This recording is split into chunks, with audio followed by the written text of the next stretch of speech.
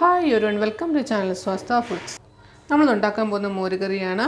അപ്പോൾ ചോറിന് കൂടെ കഴിക്കാൻ വളരെ ടേസ്റ്റി ആയിട്ടുള്ള കറിയാണ്. അപ്പോൾ ഇതെങ്ങനെ ഉണ്ടാക്കുന്നതെന്ന് നോക്കാം.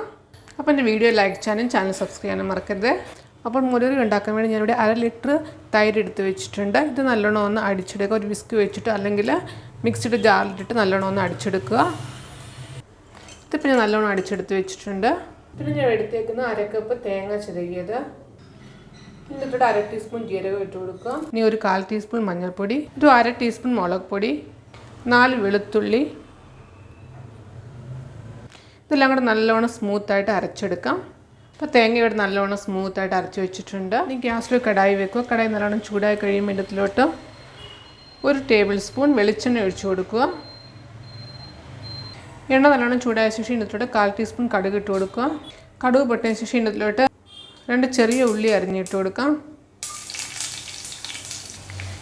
ഇനി ഇതിലോട്ട് ചെറിയ പീസ് ഇഞ്ചി അരിഞ്ഞത്, ഇനി ഇതിലോട്ട് 3 പച്ചമുളക് നടുവേ കീറിയത്, കുറച്ച് കറിവേപ്പില. ഇതെല്ലാം കൂടെ ഒന്ന് വഴറ്റുക. ഉള്ളി ഒരു ലൈറ്റ് ബ്രൗൺ കളർ ആവുന്ന ഒന്ന് വഴറ്റിയെടുക്കാം.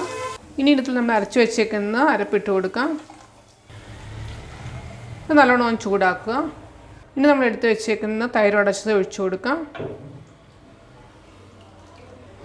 ഒരു 1/2 കപ്പ് വെള്ളം കൂടി ഒഴിച്ചിട്ട് ഒന്ന് ഒഴിക്കാം. ഇനി ഇതിട്ട് 1/4 ടീസ്പൂൺ ഉലുവാപ്പൊടി ഇട്ട് കൊടുക്കുക. 1 ടേബിൾ സ്പൂൺ ഉപ്പിട്ട് കൊടുക്കുക. നല്ലോണം ഒന്ന് മിക്സ് ചെയ്യുക.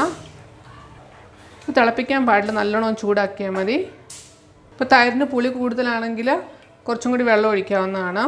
ഇനി കണ്ടിന്യൂസ് ഇളക്കിക്കൊണ്ടിരിക്കണം. ഒരു 2 മിനിറ്റ് കഴിഞ്ഞ് കയ്യിലിങ്ങനെ ഒഴിച്ച് നോക്കുക നല്ല ചൂടായിട്ടുണ്ടോ എന്ന്.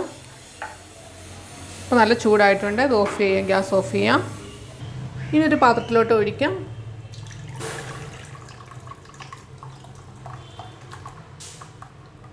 അപ്പോൾ എല്ലാവരും ട്രൈ ചെയ്ത് നോക്കുക. വീഡിയോ ഇഷ്ടപ്പെട്ടെങ്കിൽ ലൈക്ക് ചെയ്യുക. എൻ്റെ ചാനൽ സബ്സ്ക്രൈബ് ചെയ്യാൻ മറക്കരുത്.